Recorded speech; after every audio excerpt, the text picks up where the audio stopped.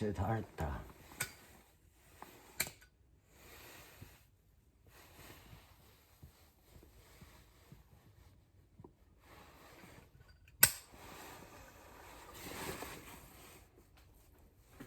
A difference between the Orthodox and the Occidental.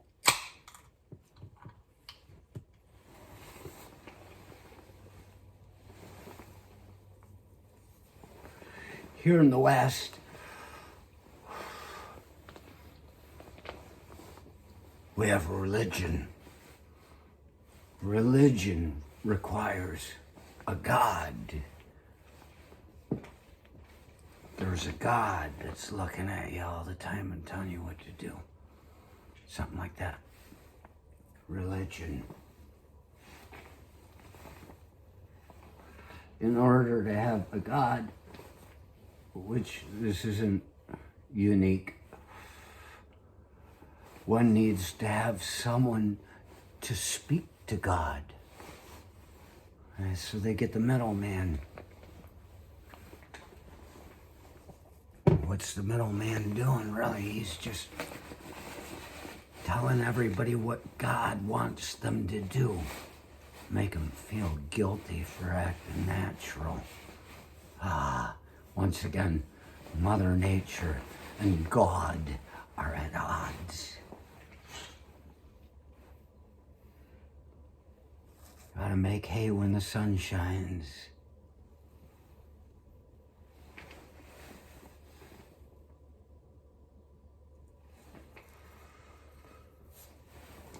But in the East, this is Jimmy O. We went on that sacred pilgrimage out of China into Tibet, back into China, back to where we started. We walked around that holy mountain and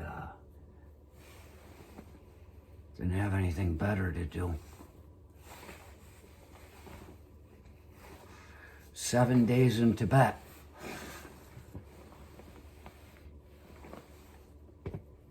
And he told me, he said, okay. He said the thing about Tao. In the East, we have things like Tao and the way, and everything's got a way, you know. And he said the thing about Tao is that it's not a religion. You're not being, it's a way. It basically, my impression of that now that I think of it, I would have to interpret it, it's bottom-up processing versus top-down. We are all getting better with time. He didn't go through all this. That's what I'm getting from it. We are becoming more and more.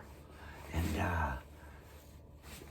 we might have stalled for a minute, you know, on the J curve or S curve, whichever curve it is that plateaus for a while before going up, because you hit peaks and then you have to fucking master that peak before you can understand it deeply enough to fucking shoot to the next level.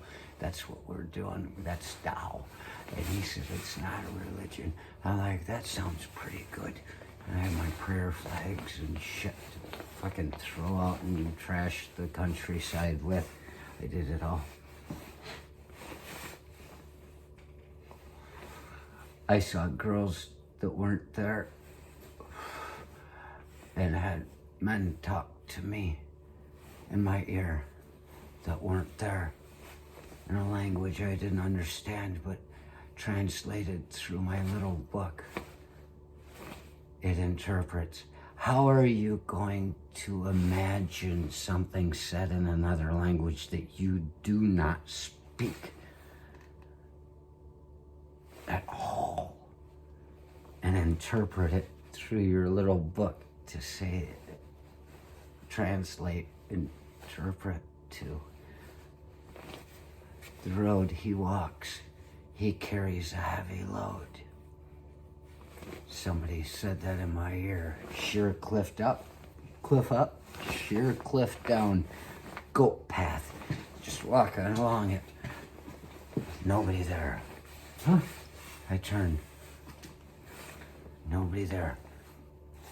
like me talking to you right now. That's how it sounded. He said it right in my ear.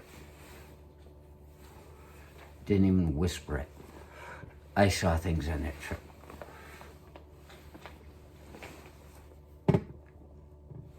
More than you know. And we came across a shrine after he's telling me that it's a way. And he said, all right, there's this thing you can take a ladle with some lime in it and dump it on the dim thing and it'll grow. And there are all these tall stalagmites shooting up lime stalagmites that people have done. It's been there thousands of years. Evidently, these things are fucking humongous. It's just a little bit of water. It doesn't even show. But you can pay something and do that. So I did that. And then I walked and I spun the wheel, prayer wheel, and it was like a little Cedar Point, you know. You could fall off the side of the mountain at any point. There's the danger and the risk. And there was this shrine right there in the middle with a little door you could go in. And he said, if you give that guy some money, he'll say a prayer for you. And at that point, I said, what do you mean this isn't a religion? I found it slightly disturbing. It's written there in the forthcoming novel, China Winter. It's written. I thought, this just like a religion. I'm not going in there. I'm not paying anybody to do something I could do myself. You ask somebody to pray for you? That's what I think Monsignor Kaminsky had said once in church. He said to everyone, he said, it's a sin to ask someone to pray for you. That's total ego stuff, you know.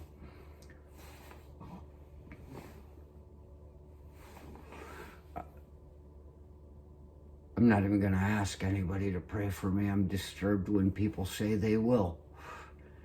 But I'm not going to pay someone to pray for me.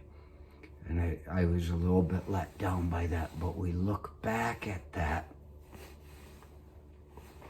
These are people. They're not driving Cadillacs. They're just trying to get by. They need the money. It's not paying for it. It's a donation for the cause, you know. I saw it the wrong way. I was still fresh out of America, the United States at the time. I was still holding some grudges.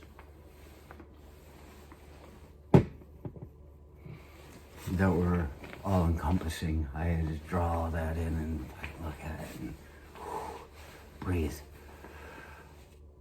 In with the good, out with the bad. Yeah. It's what oxygen, this life-giving force, shits out and poisons us with. Carbon dioxide. You gotta exhale the shit. It'll kill you. Starting to think that we're not alive we're the best. I think we're just being kept alive so oxygen can have a place to fucking shit.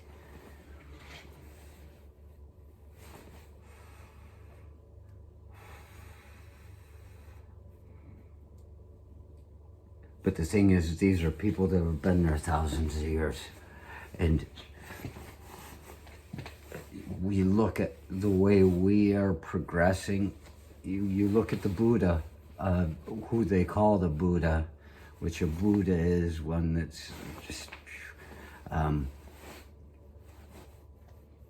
can't remember what Buddha stands for, but this Siddhartha guy, the first Buddha that they talk about,